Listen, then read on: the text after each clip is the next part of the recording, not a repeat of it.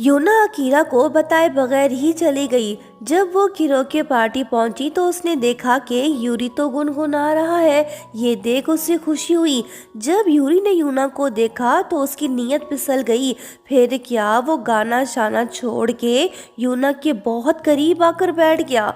Akira ने बिल्कुल सही कहा था, ये लड़का तो घटिया निकला। इससे पहले कि ये यूना के साथ कुछ गलत करता कि तभी अकीरा वहीं पे आ जाता है और वो यूरी को खूब मारता है।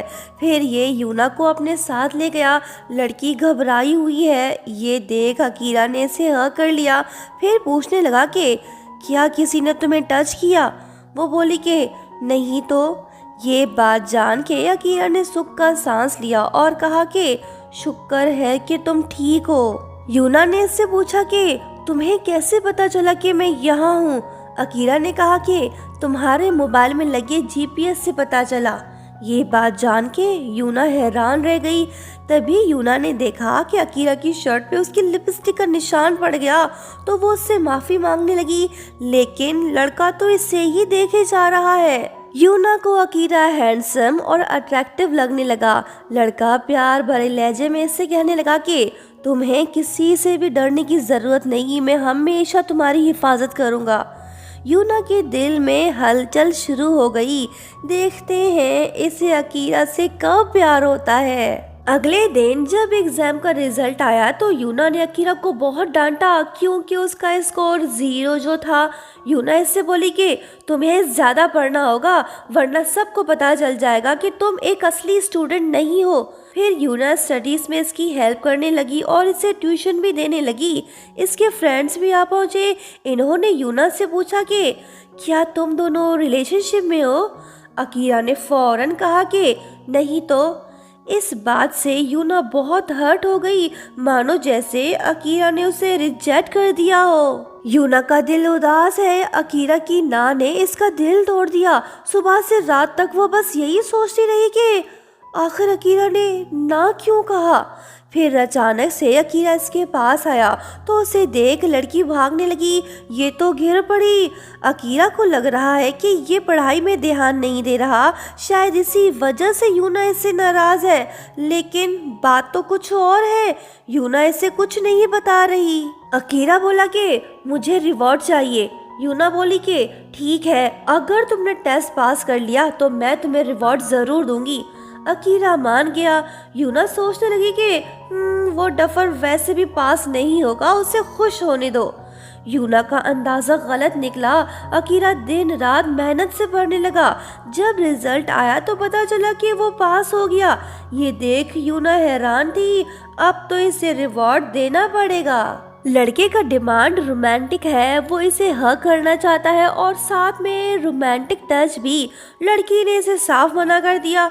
अकीरा ने इसे फोर्स नहीं किया, कहा कि वो उसके फैसले की इज्जत करता है।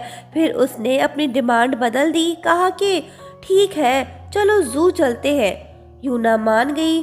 दोनों साथ में निकल पड़े और जू पहुंच गए। जब यूना ने पूछा कि तुमने ये जगह क्यों चूज की तो अकीरा ने कहा कि तुमने बचपन में बताया था कि तुम्हें जू काफी पसंद है।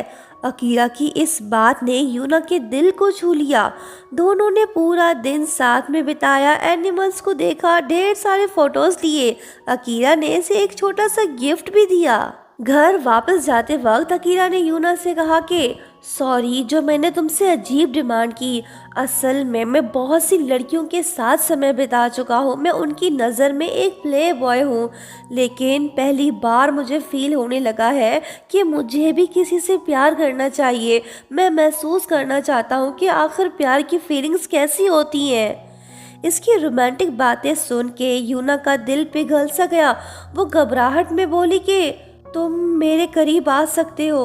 अकीरा इसके पास आया और पूछा कि पक्का? लेकिन यूना जवाब नहीं दे पाई और घबरा कर भाग गई। जब अकीरा यूना का पीछा करने लगा तो तभी अचानक से इसका एक दुश्मन इसके सामने आ गया जिसने इस पर गोली चला दी। यूना ने गोली की आवाज सुनी तो इसे अकीरा की फिक्र होने लगी। जब वो उसके पास पहुंची तो देखा कि उसके हाथ से खून बह रहा है। यूना उससे पूछने लगी कि तुम ठीक तो हो ना? वो बोला कि हाँ मैं ठीक हूँ। फिर अकीरा ने ड्राइवर को फ़ोन किया ताकि वो आकर इन्हें ले जाए।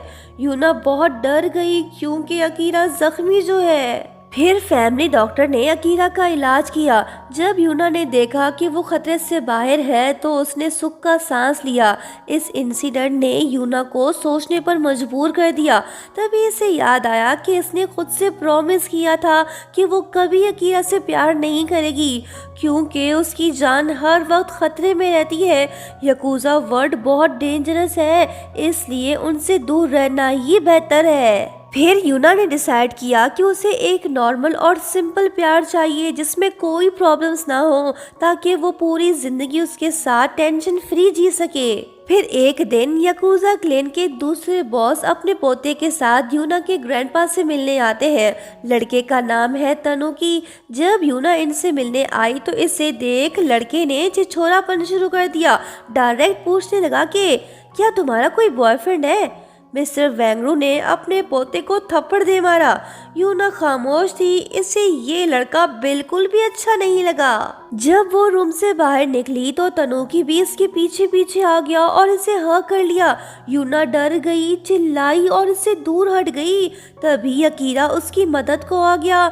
यूना फौरन से उसके पीछे छुप गई। फिर जब तनुकी ने अकीरा को मारने की कोशिश की तो उसने इसे आसानी से रोक लिया। लड़का गुस्सा होके चला तो गया, लेकिन ये आसानी से यूना का पीछा नहीं छोड़ने वाला। नेक्स्ट डे जब स्कूल में यूना के फ्रेंड्स ने उसे ट्रिप पर चलने का कहा तो वो खुशी खुशी मान गई। लेकिन जब अकीरा ने भी साथ चलने की बात की तो यूना के फ्रेंड्स ने सीधा मना कर दिया। कहा कि सॉरी मिस्टर लंबू जी, गर्ल्स हैंगआउट में तुम्हारी एंट्री अलाउड नहीं। ट्रिप के दौरान रेस्टोरेंट में बैठे यूना के दोनों फ्रेंड्स ने उसे टीज करना शुरू कर दिया। पूछने लगी कि सच बताओ, क्या तुम्हें अकीरा पसंद है ना?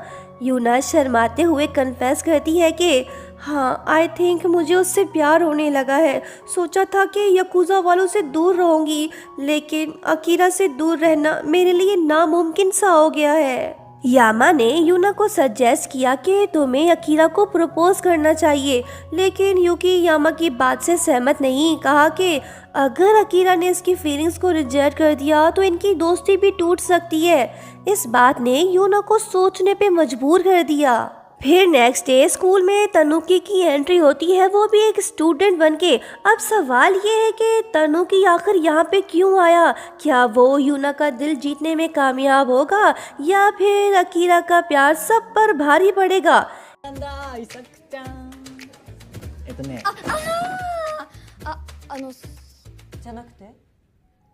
ये सब हम नेक्स्ट पार्ट में ही देख पाएंगे।